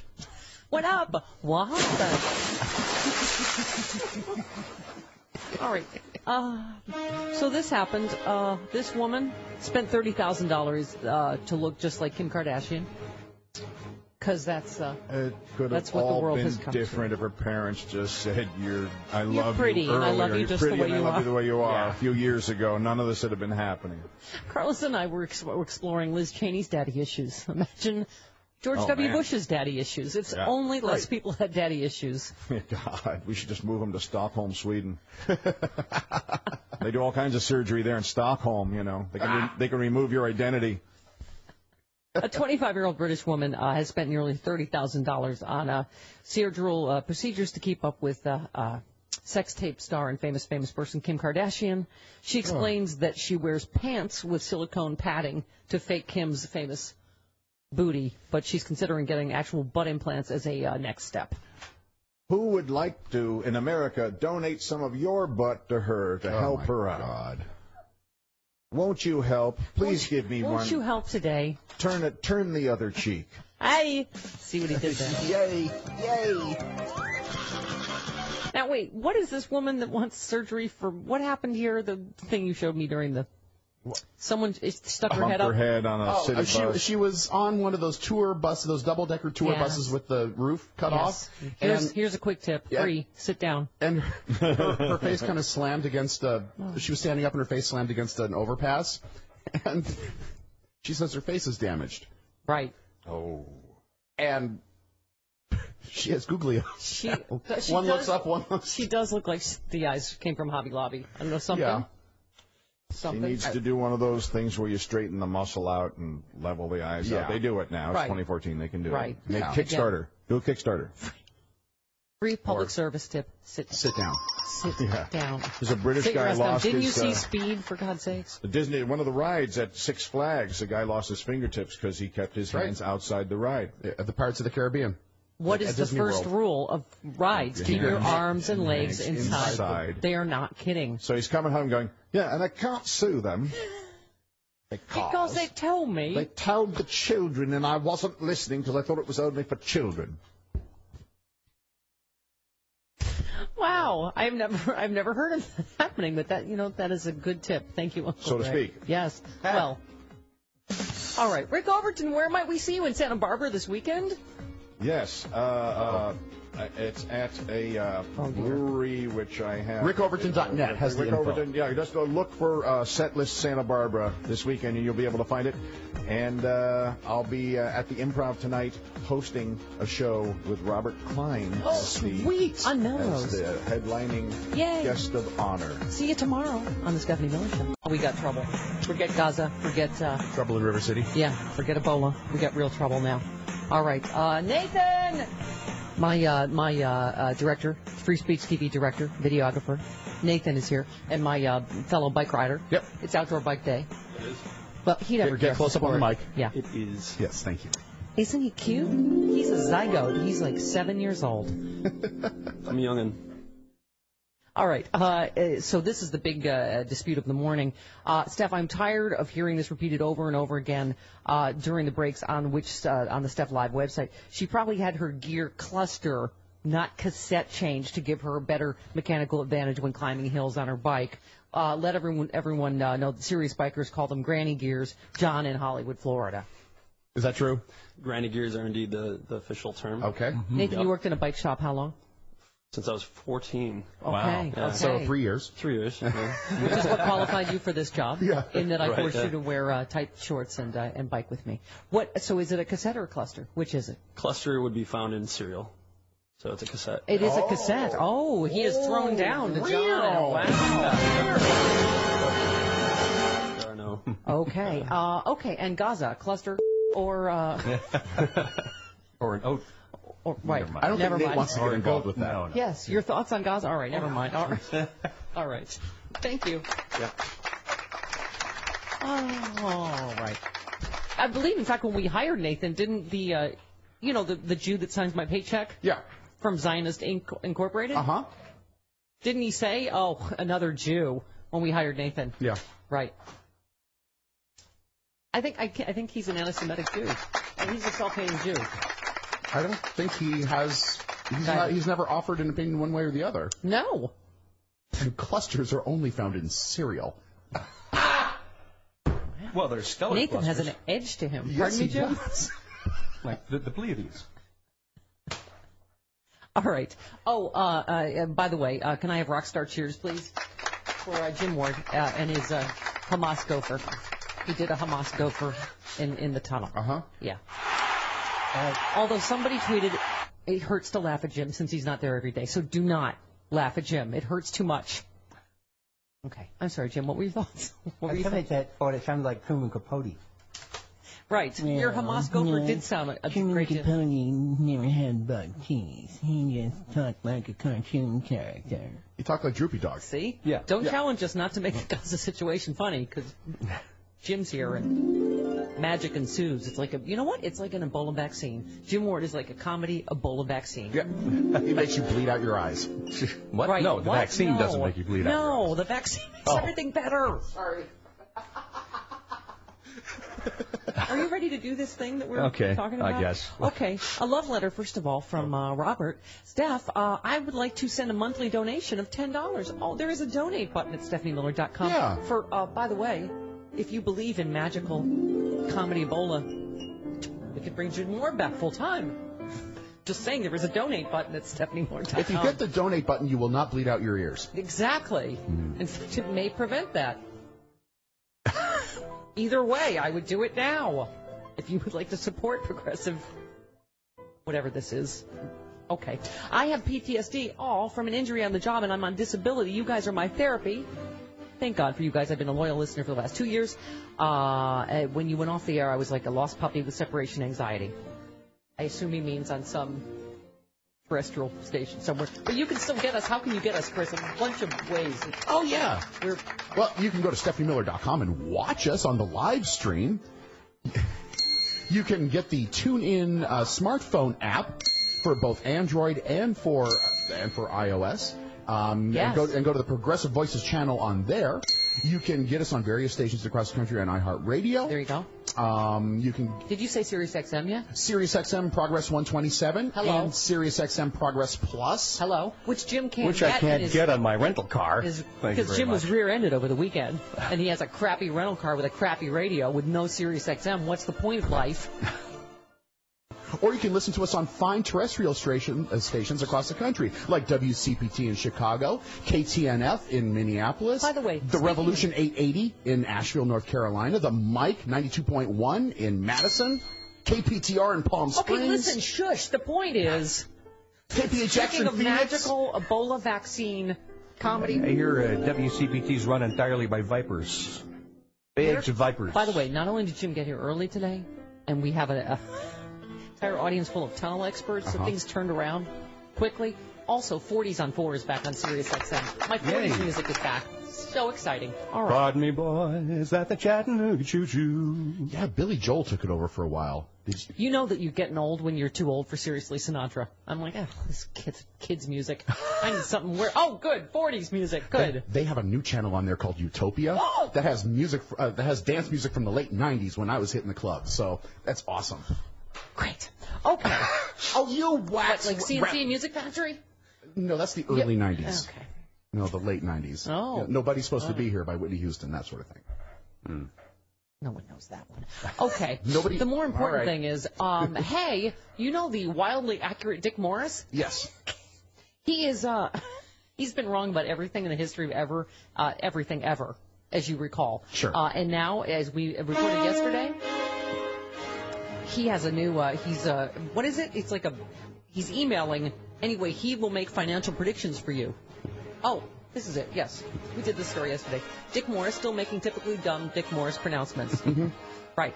So he's now selling you financial predictions for your personal finances. How would you like to double, triple, even quadruple your money? And for God's sake, do not get into Centaur energy.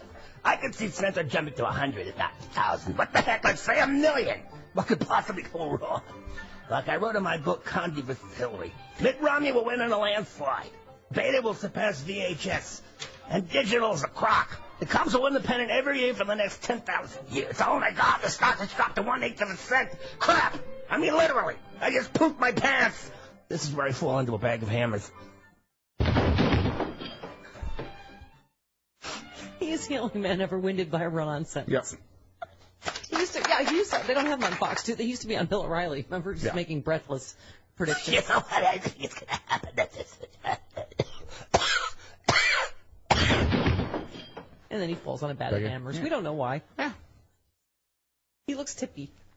He's very tippy. Right? And he likes toes. He's one of those people tippy who's toes.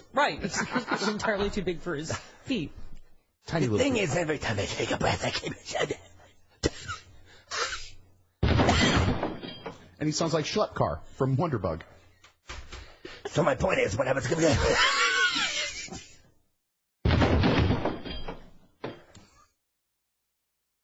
Okay, let's go to Paul in Michigan. Hi, Paul. You're on the Stephanie Miller Show. Welcome. Yeah, how you doing? Good. Big fan of the show. Thank you. Yeah, I'm an economist, and yesterday Eric Bullard made a great point about the job record comparing Bush to Obama. Right. But he kind of gave Bush a little too much credit. He said Bush created 1 million jobs. There was actually 650,000 jobs lost while Bush was president, and you can get that from the Labor Department website.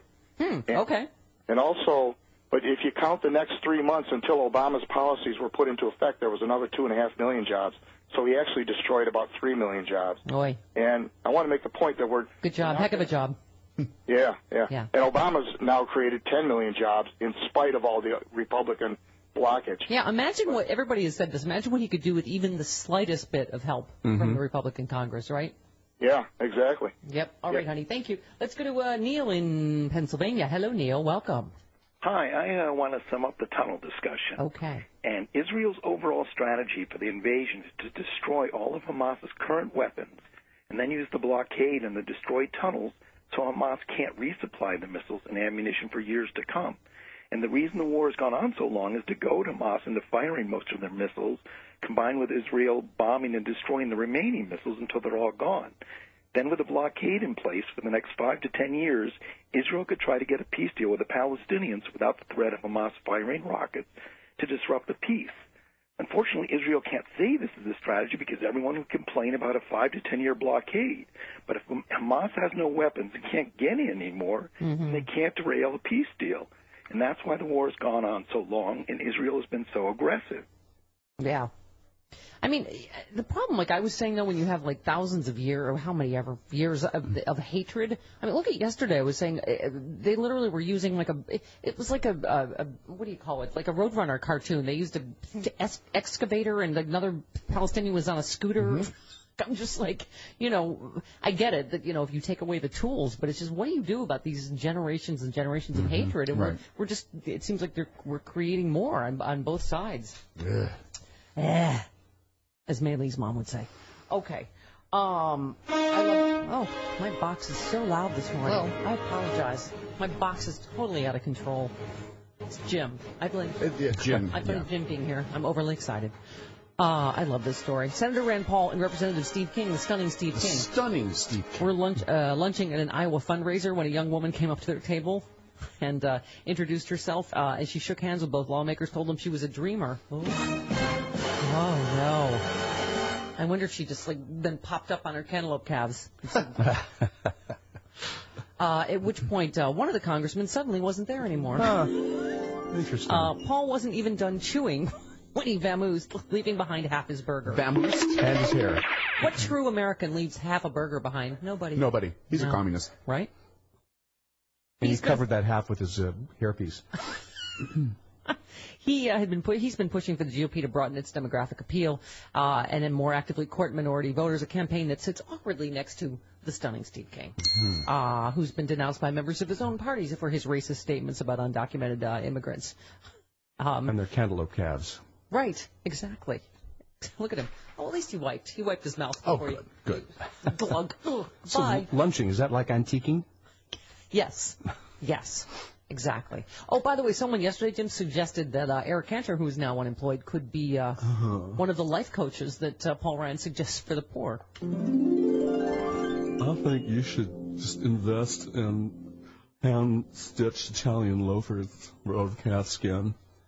If you have to kill your own calves, well, so be it. He could suggest things. What did someone say yesterday? Like wintering in Barbados? Yeah. If you're trying to cut your heating bills in the winter.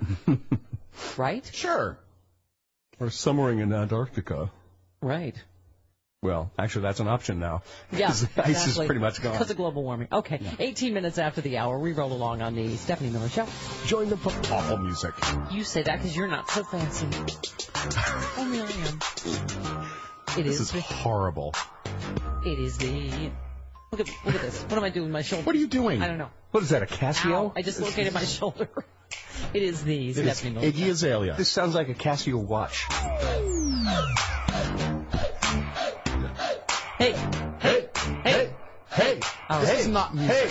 Hey, this isn't a song. Hey, stop it. Just stop it. Show is very fancy today. Why? Why? Because we have maximum mookage. It's a maximum mookage day. Jim Ward, voice deity extraordinaire, live in studio with us.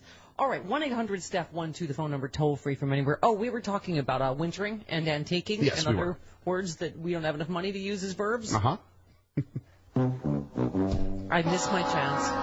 Cheryl Hines and Robert Kennedy, Bobby Kennedy Jr. got married over the weekend. I was invited to go falconing. I have summered at the. You have falconed. You falconed with him too. No, didn't you? I did not falcon with him. I was invited to Falcon.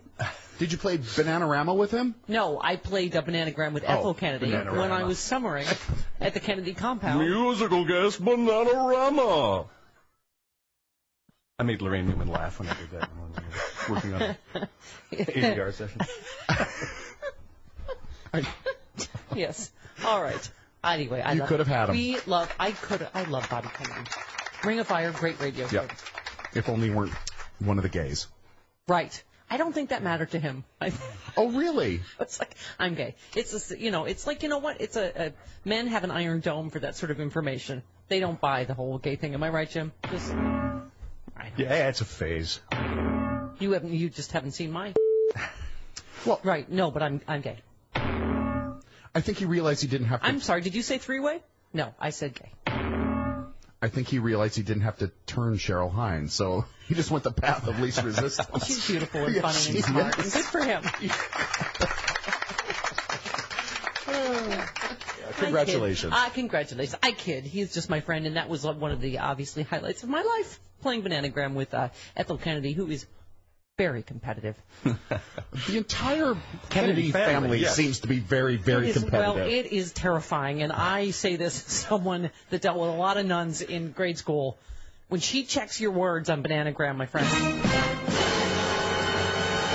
you better not be making up.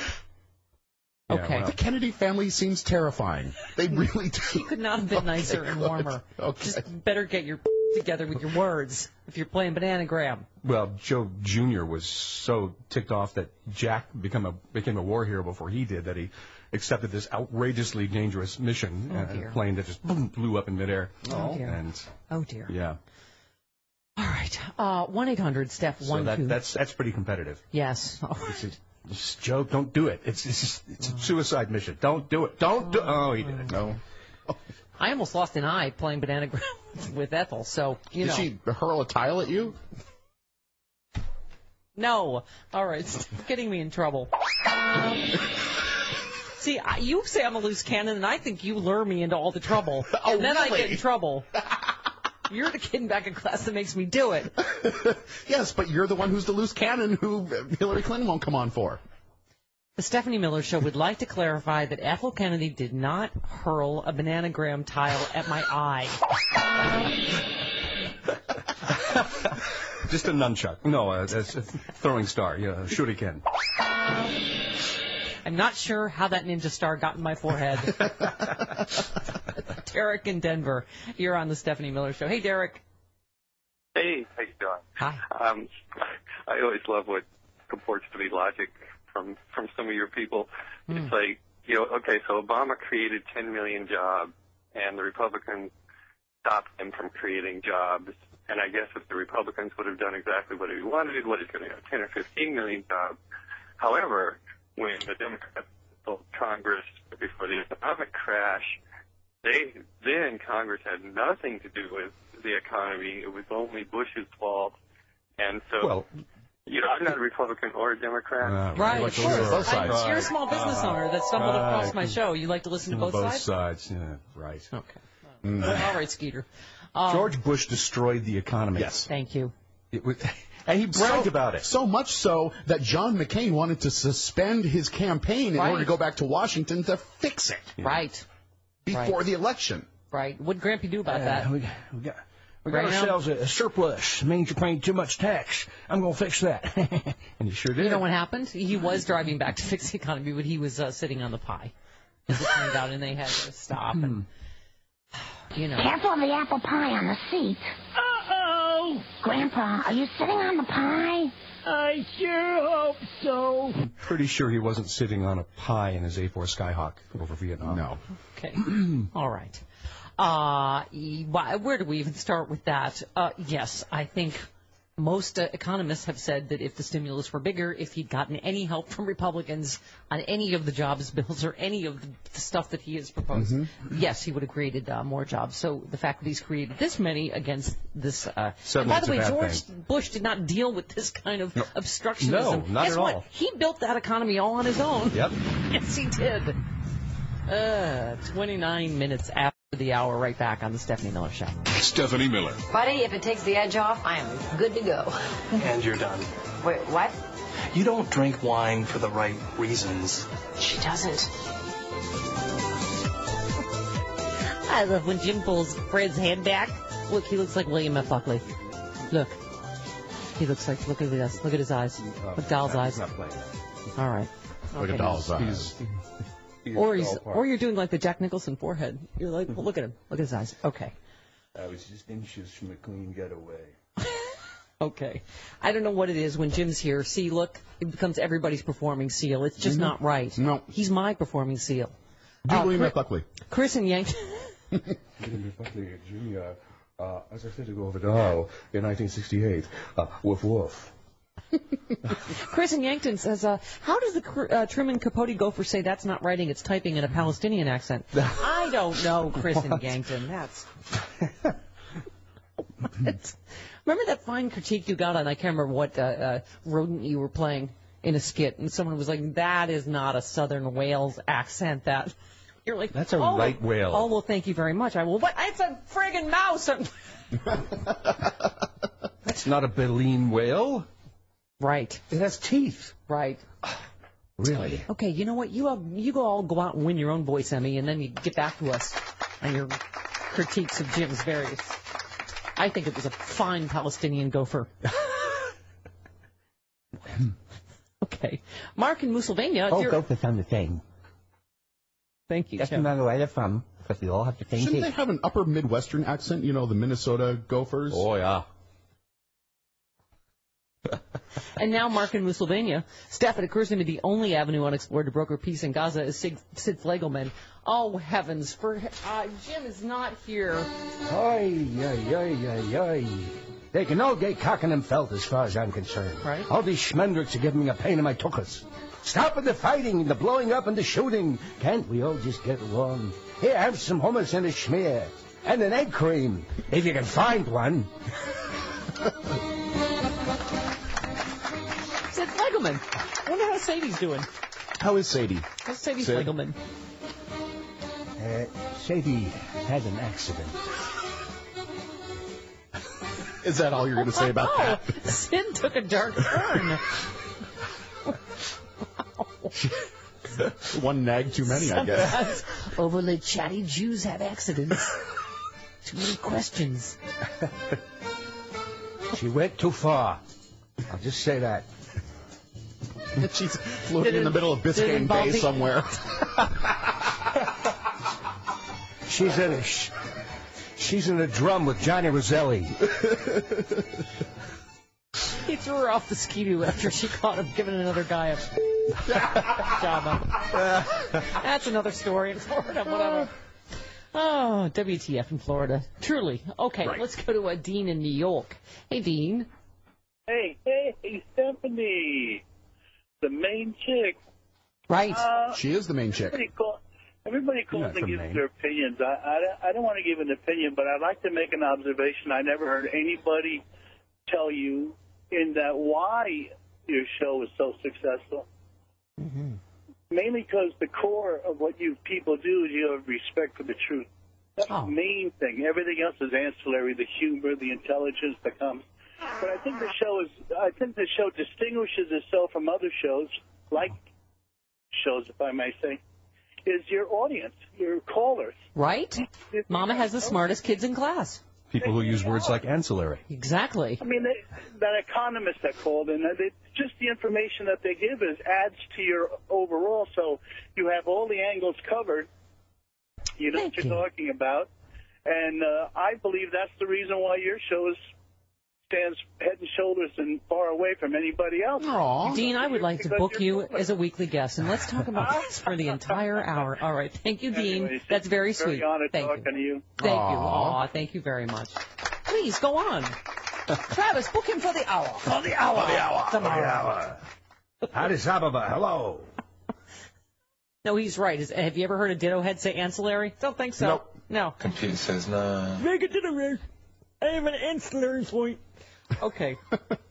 Did you hear, for instance, Rush say this? I have an aunt named Larry, but we liberals are, according to Rush, pro-Ebola.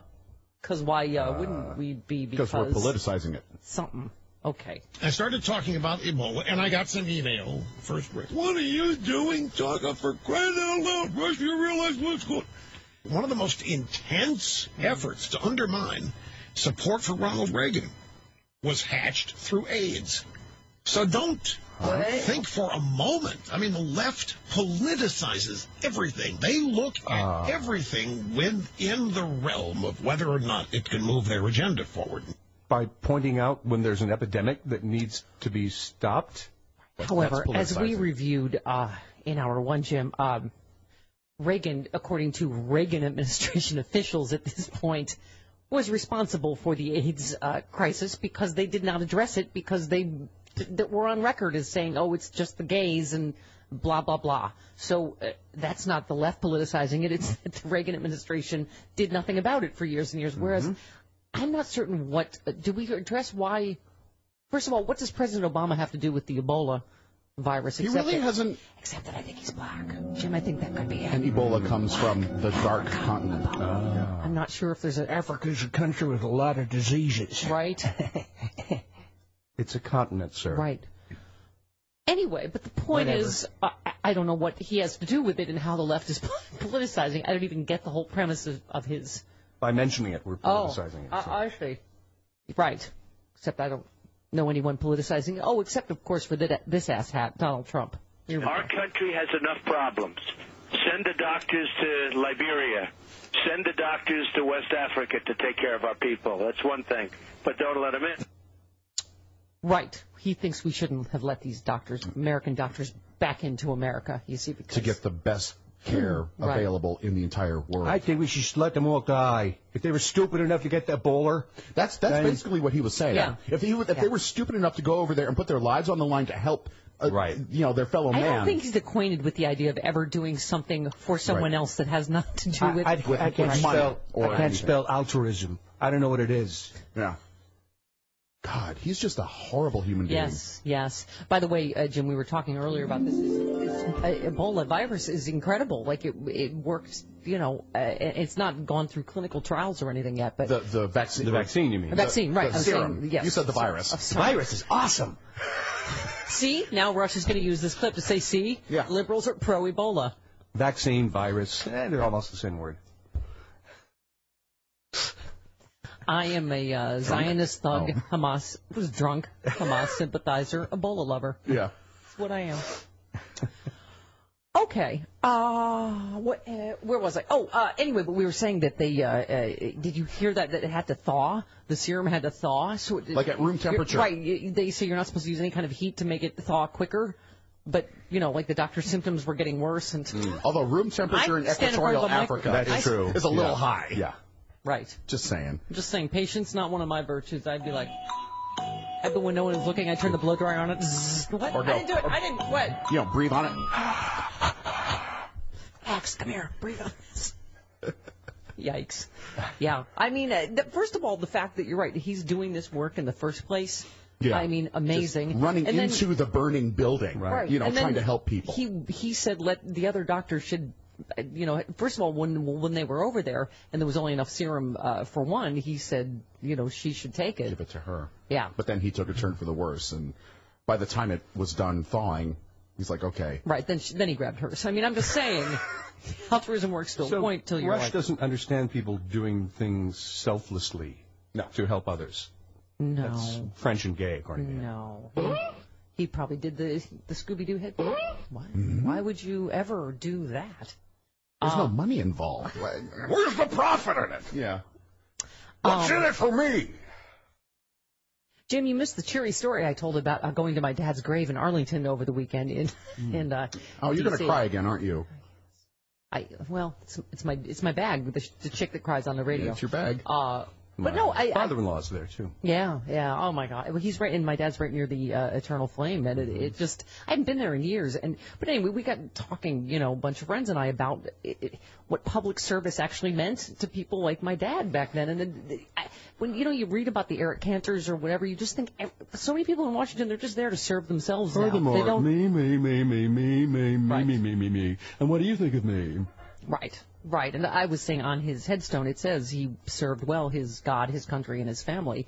And of course, I cried like a baby, like in the Madonna movie. But it was also just I flew in on the weekend when this ridiculous Congress sued the president, right? Then didn't get anything done on the border and told him to do something himself, which they just sued him for the day before. I'm like, what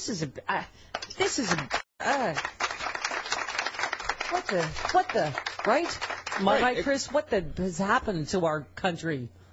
At long last, do we have no sense of decency? No, apparently the answer is no. All right.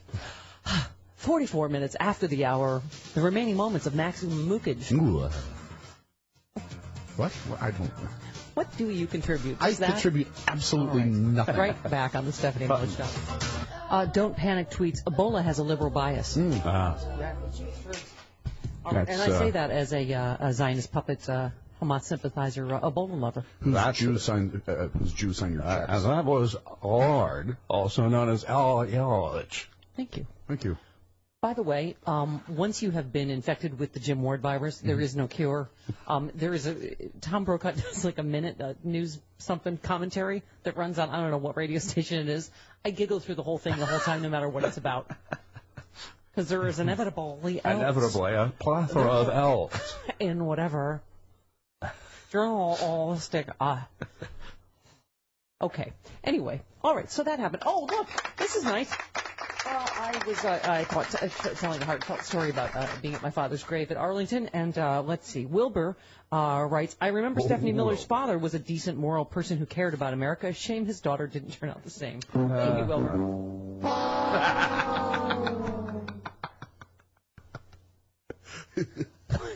Excuse me. Why are you laughing at me, bastard person? And I'll tell you why I can't put up with you people, because you're bastard people. I was trying to make a point, Jim, about America.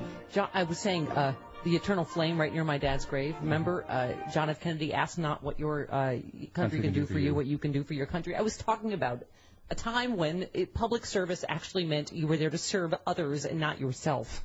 Like a lot of, anyway. Like Daryl Icehole. Right. The axis of ISA is the biggest threat to America, I think. And then Ethel Kennedy said, "Schmorf is not a word."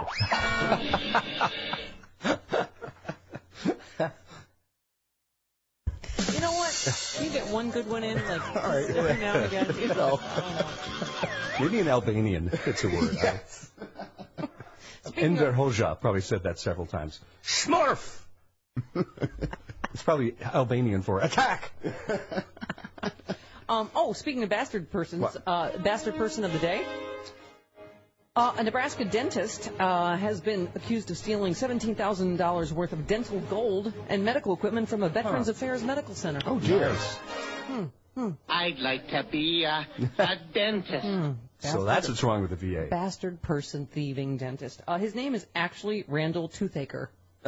Oh, come on. Seriously. Kidding. Randall Toothaker. Yeah. No relation to Randy Mantooth. No. No. That's the second time that Randolph Mantooth has been brought up on the show this week. Weird. That's just weird. Wow. Toothaker took to Facebook to say he is innocent. Toothaker? I just met her. What? Oh. What? That was Toby. He's an extra Jesus-y person. Oh, great. He writes, "Thank you to my friends who've sent words of encouragement about the crazy allegations that I stole dental gold from veterans. Who have sent us words of encouragement after some recent false accusations that have been published, broadcast, and posted. No one even asked me for a comment or included any of our affidavits. The Prince of Darkness is alive and well and would love nothing more than to see the good name of one of Christ's believers ruined. Bring it on. If that's what it takes me to love you more, Jesus, bring the rain." Oh, By Dark Lord, he certainly doesn't mean Yarlich. No. Also known as Ard. She could be Royals. Right? The Royal. Okay, now Tom Brokaw must sing that entire song. Okay. Hey, kids. Another Florida judge strikes down gay marriage ban as unconstitutional. Broward Circuit Judge Dale Cohen has issued their decision. It's the third Florida Circuit Court judge in less than 3 weeks to strike down state's And Broward's a big county. Oh, by the way, this case is a little different, Jim. You know why? It involves lesbians. Well, actually, conflagrations among the lesbians. The case was brought when Heather Brassner, a woman involved in a civil union issued in Vermont in 2002, wanted to divorce her partner. So this is a progress in equality, and this is the first time this is someone that has already screwed up a marriage that would like to get divorced. See? Told you we could screw it up just as well as you can. Well done. Brassner and her partner, Megan Lade, have been separated for about... Megan Lade? Megan what? I bet you she has. I love it when people have verbs as a name. Have been separated for about 4 years, according to Brassner. Lade cheated on her and disappeared soon after. Brassner had hoped to file for divorce in absentia, but was unable to dissolve the union because the state of Florida didn't recognize it. Is her first name repeatedly? Pardon me? Excuse me? Is her first name repeatedly? Oh, Jim. Apparently, outside marriage. Slut. Look at her. Slut. Allegedly. All right. Slut! She's a slut! Look at her, slut! In other good judicial news, once you start down the Brokaw, it is a slippery right?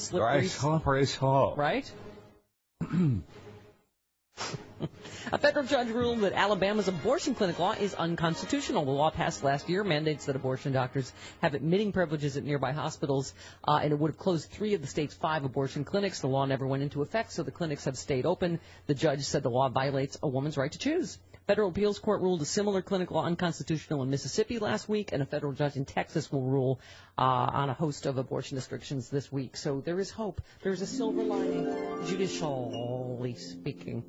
Yes, Chris? Someone has said something inappropriate on Twitter, I'm guessing? No. Because when you get that slight smile, no. I know that someone has said something awful about me that has made you happy. No, that's nothing. Okay. Yeah. All right. Robert and... Just say, all hail Randolph Mantooth. Hashtag Randolph Mantooth. We've started a hashtag. It's going to be trending. Okay. All right, trending. Hello, Robert in Florida. You're on the Stephanie Miller Show. Welcome. Hey, Stephanie, how are you? Good. Go ahead. How is it that every doctor named Rand is crazy? Rand Paul, Randall's Bad Tooth, whatever. Right. Randall Mantooth. My question is this, is that Mayor Bloomberg is all over the television lately, and he's always contradicting United president's policy towards Israel. My question to him, is he more Israeli or is he a U.S. citizen? Because I'd like to know that if he decides to run for president. Yeah. Concerned. When he's been talking about Israel, he's been using the pronoun we. So which country is he talking for? Exactly. Thank you. And I normally don't like you. Thank you. You're making my point. Thank you, Robert. You're welcome, bro. Right away, you and I have something else in common, Robert. Another thing is this. I think this guy, Bloomberg, is designed to split the vote here in Florida because of just to get the Republicans to win. He's that guy with the one eye there. What's his name there? The bad Corvair guy. I forget his name. That guy that ruined it for Gore. Oh, Nader. Yeah, he's another one eye. He doesn't have one eye. No, he's got kind of a wandering eye, but it's not a glass. He's kind of googly-eyed, yeah. Yeah. Stephanie Miller Show would like to apologize to one-eyed guys, googly-eyed guys Sammy Davis everywhere. Jr.? What? No, we don't want to apologize to Ralph Nader. He screwed things up. Well, he did, but he does not have one eye. He has a wandering eye. He has one eye that's a little off. One eye? It lacks motivation. It kind of spins around in circles. It's not as disciplined as the other eye. It's just kind of woo. Like Mrs. Thornton, my 8th grade teacher. Okay. Who also will never be president. Okay. All right. Then that is and scene. I think that's enough for today. This has been as magical as an Ebola vaccine. Thank God I'm not a doctor. Yeah, really. Did I give you the virus and not the vaccine? Oh, the words are so similar. I'm so absent-minded. Silly me. Making Ebola and Gaza Strip funny. Stephanie Miller Show. Only we can do it. We love you, Jim. See you tomorrow on the Stephanie Miller Show.